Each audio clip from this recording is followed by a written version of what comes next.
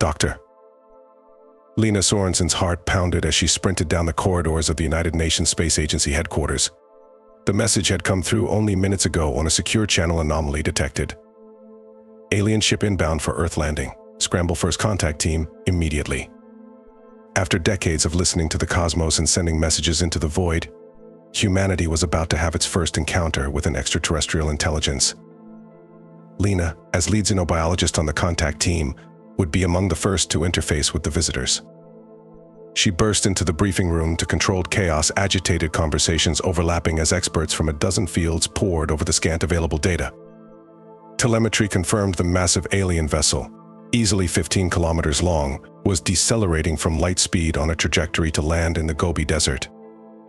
Director Matheson, a stern older woman who had helmed the agency through its leanest years, called them to order. "I'll keep this brief, people." At 0300 UTC, an unknown spacecraft of clearly non-human origin was detected approaching Earth. As Matheson went through the details, Lena's mind raced ahead. Who were these visitors and what did they want? The sheer scale of their ship indicated technology centuries beyond Earth's. An interstellar journey would be a trivial undertaking for a race so advanced. Why travel all this way? To make peaceful first contact? Or did they have more sinister intentions? She listened with half an ear. As the specifics of the mission were outlined, they were to take a series of transports to the projected landing site, make contact, and attempt to communicate with the aliens to determine their purpose. Before she knew it, Lena found herself strapped into a hypersonic transport jet speeding eastward over Eurasia. The rest of the contact team were arrayed around her doctor, Suresh Singh, the renowned mathematician and codebreaker Colonel Ava Riggs, the unflappable Army Ranger Jack Ventari, the roguish pilot, and a dozen more experts and support personnel. They were the best of the best, but would it be enough? After hours lost in swirling thoughts and gnawing unease, they finally descended towards a spot in the middle of the vast Gobi. And there, gleaming under the harsh sun like a mountain of seamless chrome, was the alien ship. It was utterly breathtaking in its alienness and scale, all sweeping curves and strange geometry. A hush fell over the team as they disembarked and made their cautious approach in environment suits, alert for any sign of activity. Suddenly, a sharp hiss sounded, and a portal irised open in the ship's hull. Lena's heart seized as a being emerged, bipedal but taller than a man, with mottled gray-blue skin, an elongated hairless skull, and fathomless black eyes. It wore some form of close-fitting suit that shimmered with opalescence. The alien raised a four-fingered hand in what seemed a peaceful gesture. Then a voice sounded in Lena's mind, bypassing her ears. "Greetings, Homo sapiens of Earth. I am Zindar of the Vol Protectorate. We have come to usher your species to its rightful place in the galactic community." Lena and the others froze, astonished by the telepathic communication. She stepped forward, heart hammering, and projected her thoughts. "I am Dr. Lena Sorensen. We welcome you in peace. Why have you traveled to our world?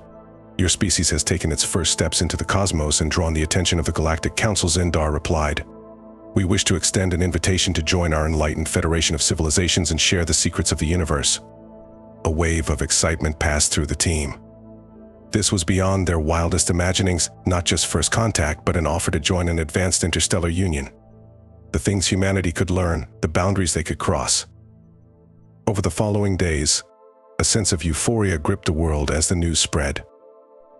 The Vol were paragons of enlightenment, Zindar explained, a race that had long ago transcended scarcity, suffering, and petty conflict. Under their guidance, humanity would be transformed, elevated into an equitable utopia free of strife and want. World leaders clamored to meet the visitors and learn at their feet. The Vol obliged, sharing tantalizing samples of their science and philosophy. Zindar and his fellows were gracious but aloof, radiating an aura of benevolent superiority. They promised a glorious future, but the steps to get there would be trying. Old ways must be surrendered, outmoded beliefs and structures torn down and rebuilt. But the reward would be an Earth-made paradise. Only Lena felt the first gnawing unease. Wasn't this all too good to be true? Each meeting with the Vol left her with the uncanny sense of some essential thing unspoken, a subtle wrongness beneath the shimmering veneer. She took her concerns to her superiors but was rebuffed. She was imagining things, letting paranoia taint the most momentous turning point in history. But Lena couldn't shake her disquiet. As she pored over every scrap of data on the aliens, discrepancies emerged. Quantum dating scans suggested their ship was far older than they claimed. Their genome showed signs of manipulation beyond any natural evolution. And everywhere they went, the Vol quietly seated sophisticated monitoring devices, all feeding data to some unknown point beyond Earth. Cold realization crystallized in Lena's chest. The Vol were not humanity's saviors, but their implacable conquerors. What need for overt force when you could simply subvert a civilization from within? Win over leaders, shape ideologies, induce dependency on your technology and teachings until humanity were vassals in all but name? She had to warn the others, reveal the Vol's insidious schemes before it was too late. But when she brought her case to Director Matheson, the older woman simply smiled a chilling, unnatural expression. "Oh, Lena," she sighed. "Why couldn't you just accept the inevitable like the rest? There's no place for relics like you in the New Order." At her gesture, Lena was seized by blank-faced agents, dragged away to an uncertain fate. Colonel Ava Riggs, pride of the Unsere Rangers, stifled her unease as her dropship knifed through the roiling nebula. Around her, the men and women of Stryker Platoon fidgeted and checked their weapons, faces cast in hard lines. One way or another, the war would end today. 3 years ago, when the Vol ships first darkened Earth's skies, Ava had been among the voices urging acceptance, even celebration. But that was before the changes, the steady erosion of freedoms, the pervasive surveillance, the realignment camps for dissenters who resisted the new paradigm. Officially, Earth was a happy member of the Vol Protectorate, a junior affiliate gratefully accepting their alien patrons' munificent guidance. The reality was a world of informers and paranoia, humanity shackled by their own submission. The resistance formed in scattered cells, soldiers and scientists, and ordinary folk awakening to the gilded cage the Vol had built around them. Colonel Riggs found herself among them, the tattered reminder of her oath to defend humanity against all threats burning in her chest. Through strike and counterstrike, atrocity and retribution, the rebels fought to throw off the Vol's hegemony. But the aliens were too entrenched, their human catspaws too numerous. The UNSA had been suborned from within, its leaders' strings wrenched by Vol manipulators. In desperation, the resistance had prepared a final gambit to cut off the head of the snake. They would strike at the Vol command ship directly. The dropship shuddered around Ava as the frigate Indomitable ran the gauntlet of the Vol's orbital defenses. Energy beams crisscrossed the void, and the frigate served as their armor, drawing fire to its reinforced hull. But the dropship would have to make the final approach alone. 1 minute, the pilot shouted over the din of battle. "Command ship dead ahead. Hangar portal identified." "All right, strikers," Ava roared, shouldering her particle rifle. "Target is the Vol commander, designation Overlord. We breach, we clear, we eliminate the target no matter the cost. Go in hot and hit him hard." The Rangers shouted in assent, the fire of purpose burning in their eyes. For most, this was a mission of vengeance, to repay the Vol for the suffering inflicted on their world. But some were driven by a higher calling. In the bowels of this ship languished a figure who had first tried to warn them of the Vol's intentions, Dr. Lena Sorensen, the spurned prophetess. If she still lived, they had to save her. The dropship lurched, and the hangar portal loomed before them, a yawning black hexagon swallowing their tiny craft. Flashes strobed beyond the portal, and the sharp bark of alien weapons reached their ears. The resistance frigate must have launched a simultaneous assault on the vessel's superstructure as a diversion. It was now or never. Go, go, go, Ava bellowed as the ship touched down, hitting the release for the assault ramp. It crashed down and the Rangers surged forward into a scene of chaos. Clouds of acrid smoke billowed across the hangar as Vol crew and mechanical sentinels struggled to repel the boarders from the frigate. Stryker Platoon hit their flank like a hammer, particle beams and grenades laying waste to the defenders. They pushed forward to the portal leading to the ship's habitat section, boots ringing on the alien alloy deck.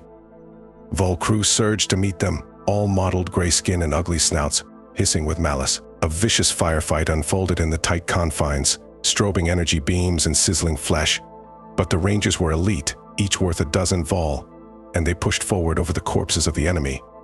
Ava led from the front, teeth bared in a feral snarl. An armored Vol loomed ahead, a hulking aberration grafted with cybernetic weaponry, one of the Overlord's bodyguards. She drilled its skull with a burst of fire and kicked the smoldering ruin aside, hardly breaking stride. At last they reached the command sanctum. an ominous sphere suspended over a shadowy chasm. Ava paused at the threshold, suddenly struck by the magnitude of the moment. What if Lena was gone, her warning long lost? What if they failed here? And the vole crushed the last ember of resistance. Would her daughter grow up a slave in a conquered world? She quelled her doubts and gathered the Rangers with a hand signal. They stacked up, primed a breaching charge, and tensed. Whatever waited beyond this portal, they would face it together, for Earth and for all free species. Ava whispered a final prayer and nodded. The breaching charge thundered and the portal blew inward in a spray of shrapnel. The Rangers hurtled through, fanning out with weapons trained. At the far end of the chamber stood a towering figure wreathed in shadow, attended by a phalanx of armored guards. Between them knelt a smaller form, head downcast, hands bound. Pitiful apes, the figure intoned, voice reverberating from the walls. The Overlord stepped forward, and the shadows fell away to reveal a monstrous amalgam of flesh and metal, an unholy melding of vole and machine. Its eyes were pools of utter black. Your species was weighed and found wanting, it went on. In your current form, you are unfit to ascend to the Protectorate's glorious purpose. Surrender, submit to the necessary modifications, and you may yet be of some small use. Go to hell, Ava spat. Humanity will never kneel to invaders again. She and the other Rangers opened fire, particle beams converging on the cyborg tyrant. But the Overlord merely waved a hand, and their shots spattered against an unseen barrier, dissipating harmlessly. Obstinate to the end, the thing sighed. If you will not embrace ascension, you will instead face excision. The vole have no use for a race of rebellious cattle. Your homeworld will be scoured clean and repopulated by more worthy beings. Ava felt her heart clench. She hurled herself at the barrier, launching blow after blow in futile desperation. Behind her, the Rangers did the same, spending the last of their strength in a doomed bid to break through. But the Overlord only laughed, a hideous electronic sound. It raised an arm, and the guards leveled their weapons for a final volley. Suddenly, the kneeling figure rose and knocked the nearest guard aside. In a single fluid motion, she snatched up the guard's energy lance and thrust it into the base of the Overlord's skull, the spot where metal gave way to pallid flesh. The thing loosed an ungodly shriek and spasmed, its shield flickering and falling away. Ava wasted no time. She drilled the Overlord with a sustained particle burst until it collapsed into a twitching heap, fluids leaking from its ruptured form. The guards fell swiftly after, no match for the enraged Rangers. Ava turned to the woman who had saved them and reeled back in shock. "Lena," she gasped. "Is that you?" Lena Sorensen, the vole's first prisoner, offered a wan smile. She was gaunt, her hair streaked with gray, but the defiant fire still burned in her eyes. "You came," she rasped. "I always knew Earth would remember." As the two women clutched each other, a cheer rang through the Rangers' comms from the assault on the ship's superstructure. The vole's command vessel was crippled, its fleet in disarray. For the first time in years, victory was within the Resistance's grasp. In the days that followed, as the Vol were routed from Earth orbit and their protectorate unraveled, Lena recounted her ordeal, her initial imprisonment, her despair at seeing humanity so completely deceived. But she never lost hope, never stopped searching for some chink in the Overlord's armor. And when she found it, she was ready to make the sacrificial blow. Ava listened in awe, humbled by this woman's unbreakable will. The road ahead would be long as they healed Earth's wounds and took its first true steps into the galactic community. The Vol had sown distrust of aliens that would take generations to fully uproot, but they would not face that future alone. Already, First Contact was underway with civilizations who had also thrown off the Vol's yoke, species eager to band together and forge bonds of cooperation, not conquest. A new federation would rise from the Protectorate's ashes. One Ava and Lena would help guide to a brighter tomorrow. The Vol had been wrong. Humanity's ascension was just beginning. With the Vol threat eliminated and their Protectorate collapsing into disarray, a new era dawned for Earth and the galaxy at large. The first priority was healing the deep scars left by the occupation.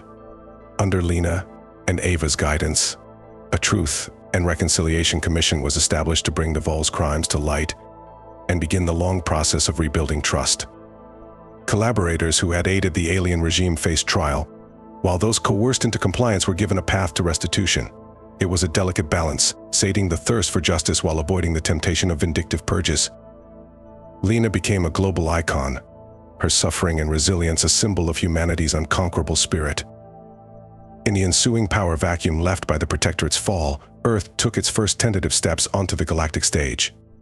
Ava, now a general, led the UNSA's efforts to establish diplomatic contact with the myriad species emerging from the VL's shadow. Many were wary, fearful that humanity sought to claim the Protectorate's mantle and become the new hegemons. It fell to Ava to convince them of Earth's peaceful intentions, that their goal was cooperation, not dominion. Lena proved an invaluable asset, her ordeal granting her moral authority and a unique insight into the scars left by the Vol. Emissaries from a dozen species journeyed to Earth to take the measure of the upstart newcomers. There were the crystalline Vandari, ethereal and long-lived, who had retreated into isolationism during the occupation.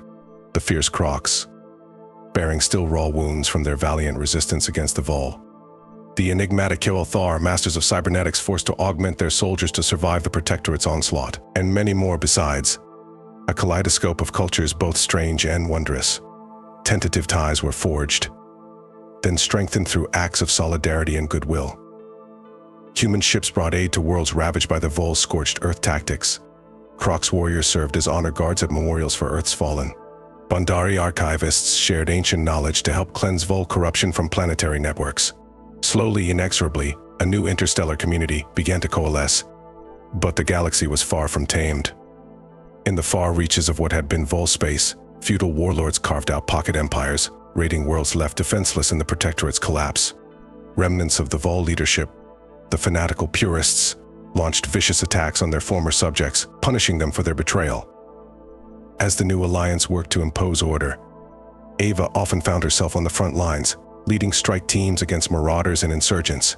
Each world they helped stabilize, each tyrant they toppled, brought them one step closer to a true and lasting galactic peace. Meanwhile, Lena threw herself into unlocking the secrets of the Vol's advanced science.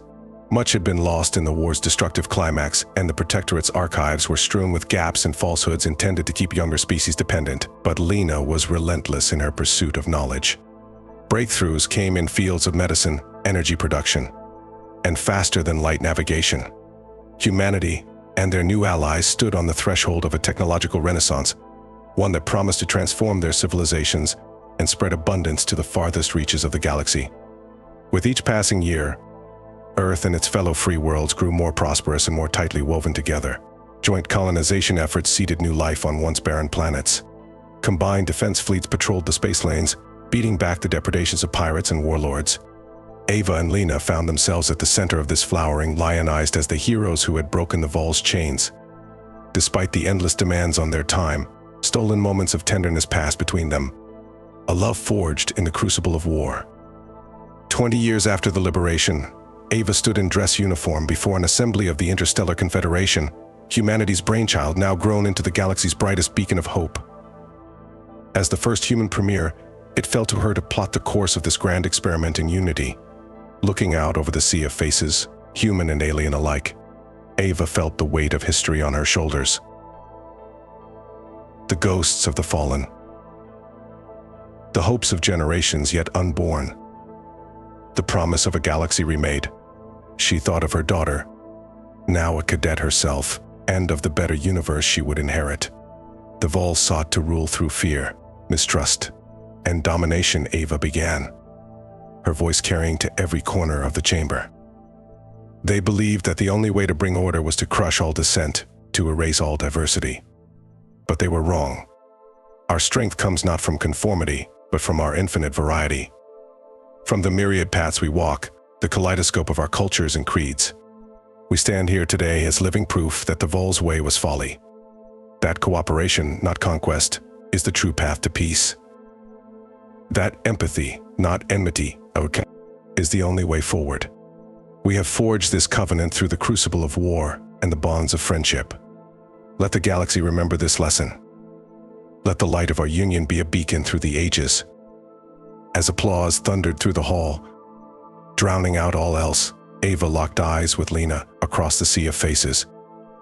In that gaze past all the trials they had weathered, the battles they'd fought, the scars they'd earned. But in Lena's smile, proud and radiant, Ava saw the promise of the future they'd won, a galaxy where their daughter and all the children of every species could grow and flourish in the light of peace. The road ahead would be long, the challenges myriad. There would be setbacks and stumbles, relapses into the old ways of distrust and division. The Vol's shadow could never be fully erased, only, with time and tireless effort, blunted. But with the Interstellar Confederation as their lodestar, with the hard-won wisdom of their shared ordeal to guide them, a brighter tomorrow beckoned, one where the dreams that had sustained a young xenobiologist and a weary soldier through the occupation's darkest days would at last be made manifest. A new age had dawned, a union of worlds that would carry the torch of hope through the centuries to come. The Vol had been wrong. It was not an empire of conquest that would endure, but an alliance of aspiration, one built not on the subjugation of the spirit, but its indomitable resilience, one that would carry the legacy of Earth and its unlikely heroes to the very stars. As the Interstellar Confederation flourished and grew, Ava and Lena found themselves settling into new roles. Ava, the soldier-turned-stateswoman, navigated the delicate dance of interstellar diplomacy, forging ever-stronger bonds between the disparate member worlds. Lena, the scientist-turned-visionary, unleashed a wave of technological marvels that transformed daily life for billions. Under their stewardship, the Confederation became a shining example of what a united galaxy could achieve. Joint research initiatives yielded breakthroughs in medicine, energy production, and terraforming. A common defense force, with ships crewed by members of a dozen species, patrolled the space lanes and kept the peace. Cultural exchange programs fostered understanding and empathy between once alien civilizations. But even as the Confederation reached new heights, the shadows of the past lingered. The Vol purists, though diminished, clung to their dreams of domination. In hidden bases and shadowy enclaves, they plotted their revenge against the species that had spurned their enlightened rule. Their chance came on the eve of the Confederation's 50th anniversary, a celebration meant to showcase the triumph of unity over division. As dignitaries from 100 worlds gathered on Earth, the purists struck. Sleeper agents and suicide squads sowed chaos across the planet, targeting the Confederation's leadership. Ava, now an elder stateswoman, found herself once again leading the charge against the Vol threat. Together with her daughter Mara, now a decorated general in her own right, she rallied the Confederation's forces and mounted a desperate defense. In the battle's pivotal moment, as the purists stormed the Confederation's Grand Assembly Hall, Ava found herself face to face with a ghost from her past, a Vol warlord she had clashed with during the liberation, now a purist fanatic. In a vicious duel, Ava was grievously wounded, her life spared only by Mara's intervention. As she lay bleeding in her daughter's arms, Ava beheld a sight that filled her heart with hope even as her life ebbed. Soldiers of every species, humans and Crocs and Vundari and Kilthar, fought side by side against the purist onslaught. In that moment, the dream of the Confederation stood manifest, a galaxy united, many peoples become one in purpose and resolve. With her last breath, Ava spoke to her daughter. "This is what we fought for," she whispered, her voice faint. "Not just the absence of tyranny, but the presence of fellowship. Carry that light forward, Mara. Let it guide you, as it guided us." With Ava's passing, it fell to Lena and Mara to lead the Confederation through its darkest hour. The purists were defeated, but at a terrible cost. Earth, the cradle of the Alliance, lay in ruins. The Grand Assembly Hall, the symbol of galactic unity, was a smoldering husk. But even in the depths of grief and despair, the peoples of the Confederation found strength in each other. Memorials were held on 100 worlds, the fallen hailed as martyrs for the cause of peace. Aid poured in from every corner of the galaxy, the member species vying to heal the wounded heart of their union. Under Lena's guidance, Earth was rebuilt, rising from the ashes stronger and more beautiful than before. The Grand Assembly Hall was restored, its walls adorned with murals depicting not just humanity's struggle, but the shared trials of every species. At its center stood a towering statue of Ava, a symbol of the sacrifices that had birthed the Confederation. As the years turned to decades, the Confederation continued to thrive. Mara took up her mother's mantle, becoming a leader renowned for her wisdom and compassion. Lena, now the Grand Matriarch of the Alliance, poured her boundless curiosity into unraveling the deepest mysteries of the cosmos. Under their watch, the Confederation expanded ever outward, making contact with civilizations from the farthest reaches of the galaxy. Some were wary at first, scarred by the memory of the Vol.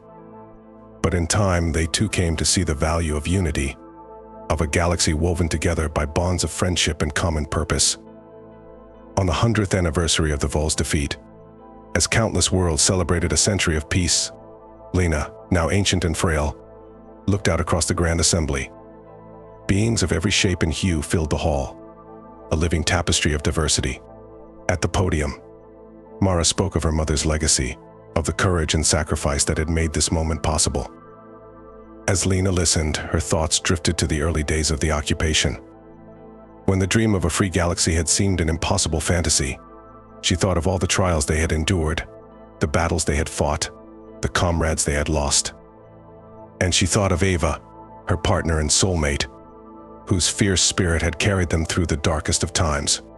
Tears welled in Lena's eyes, not of sorrow, but of joy. For in that moment she saw the culmination of a lifetime's struggle. A galaxy at peace, a union of worlds bound by love and understanding. A future where the horrors of war and oppression were but distant memories, where every child of every species could grow and flourish in the light of a better tomorrow.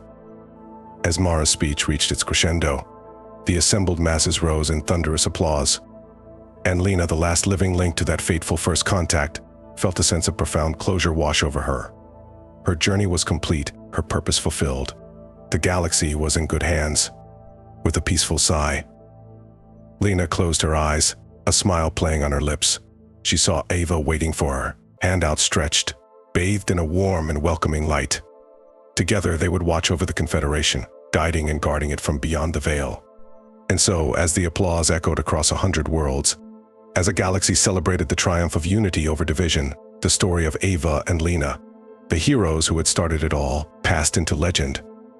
Theirs was a tale that would endure through the ages, inspiring generations yet unborn to carry the torch of peace and progress ever forward, to build a galaxy where the dreams of every heart could take flight and soar among the stars.